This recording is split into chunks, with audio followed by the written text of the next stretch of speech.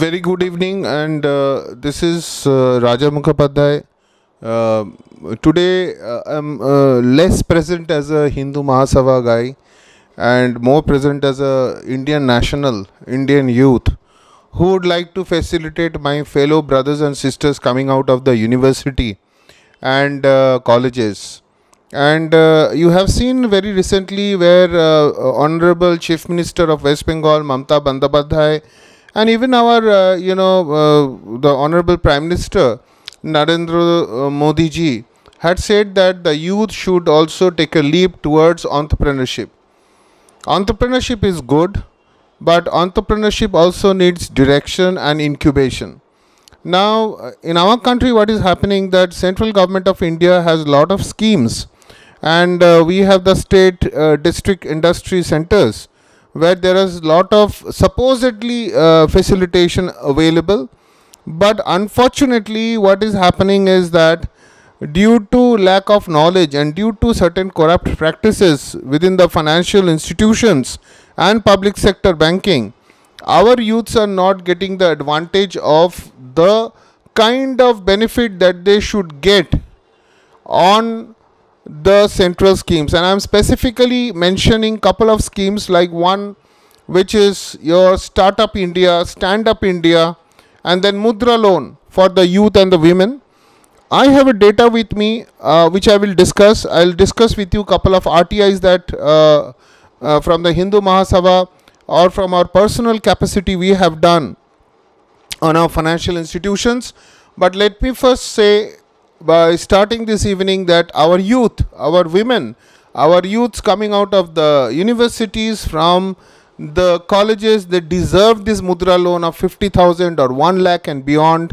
A little bit established entrepreneurs who are into the business for say 1 or 2 years deserve basically the CGT MSE loans, which are collateral free till 1 crore.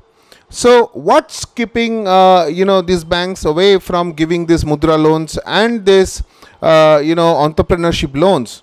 Now, when you go to a bank, the first thing that they would say or they would do to a young entrepreneur is ask for documentation and guarantor. At the first point, my question to Government of India and Ministry of Finances: when you have floated these schemes of Mudra loan or like CGT MSE, did you ask for as a guarantor, somebody as a guarantor? Was that a precondition? Giving a 50,000 loan or a 1 lakh loan to a new entrepreneur, does that require a mortgage? Question number 2, we now need to discuss couple of RTIs that we had done on the major big banks. We have done one on the bankers of the nation, that is State Bank of India, and we have done lot of appeal on the RTIs, wherein you will be surprised to see the kind of response they had given. We said that in many times you say that because the big financial institutions or the big businesses are unable to pay back, then bank has a huge NPA, and so bank is very conservative on lending to new borrowers. Now, having said that, we asked SBI a very small question. State Bank of India, through RTI Act of 2005, was asked a very, very small question, and the question was, who are your top 100 defaulters, corporate defaulters, and what action have you taken against them to bring that money back to your books? All of you would be very surprised to know that the kind of response that was given to on the first appeal and the second appeal was that we don't have such a list as such. And then in the next step, in the next part of the question, they answer, collating such data is very, distressing. It is very difficult to collect such data. Then when we again appealed on that, with a smile on our face, they said, we have such, 100 top defaulters, but did you ask us willful defaulters or defaulters as such, right? So, we have got them into the spider web, and we are going to, hit hard on these RTIs. These RTIs, if they don't answer properly, and we don't get to let the nation know who are the top 100 willful defaulters of RBI, or who are the top 100 willful defaulters in the books of Reserve Bank of India or State Bank of India, then we are going to do constitutional writ petition in the high courts or in the respective courts, because this is a time we think that our youth, our women deserve the best from our financial system. They need training, they need skill development, they need lot of empowerment in terms of incubation and direct support out of the banks and the financial institutions. I will share a sizable data which is available with me, that in many a times the defaulters are awarded through the NCLT a haircut anywhere between 63% to 94%. Just think of that figure. That means if a corporate is owing 10,000 crore in default, there are so many times that they have got a haircut. The haircut is a discount of nearly 63% to 94% at times, and that is through NCLT. The total size, this is a, I'm quoting you a Times of India report, and I'm quoting you this report which is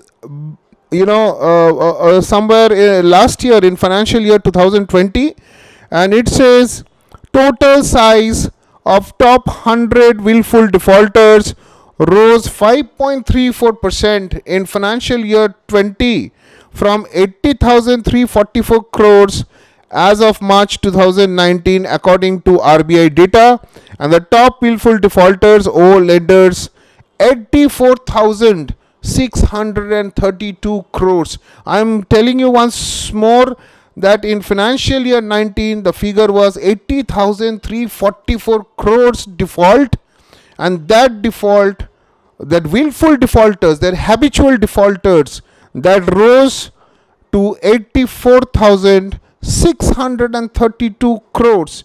And which are the outstanding major due companies are very big names ones. As of March 2020, Gitanjali James, Ray Agro, Winsome Diamonds, Kudos Chemi, Rotamac Global, Zoom Developers, ABG Shipyard, Frost International, Forever Precious Jewelry, and last but not the least, Kingfisher Airlines. So what I'm going to what I'm trying to say beyond political line, beyond political party, and beyond everything is this country or this place that we are sitting here in the east, that is, and the east I mean all the 6 states plus 7 northeastern states, including our very own and very lovable West Bengal.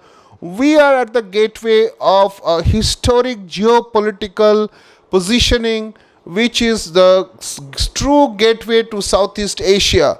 And in this true gateway to Southeast Asia, we need to heavily attract foreign direct investment into various heavy industries and manufacturing industries and sophisticated service industries. This will be successful only when our internal financial system and our internal financial regulators heavily guard the interest of public money. This 84,000 crores plus in default is nothing but public money which is at dispense in the hands of the public sector banks. These are willful defaulters. Many cases have run. At times auctions have been called on their properties. Nobody to buy. So it is in the Janta ki Adalat, in the Janta ki Sabhagar, in the Janta ki Panchayat, for you to decide whether our youth or women will be deprived of their mudra loan, or the government is going to take a heavily strong action. The central government is going to take a very strong action on these willful defaulters and pave the way for mudra loan, Startup India, Stand Up India for the youths of tomorrow. Thank you very much once again from Akhil Bharat Hindu Mahasabha, and we will be back soon.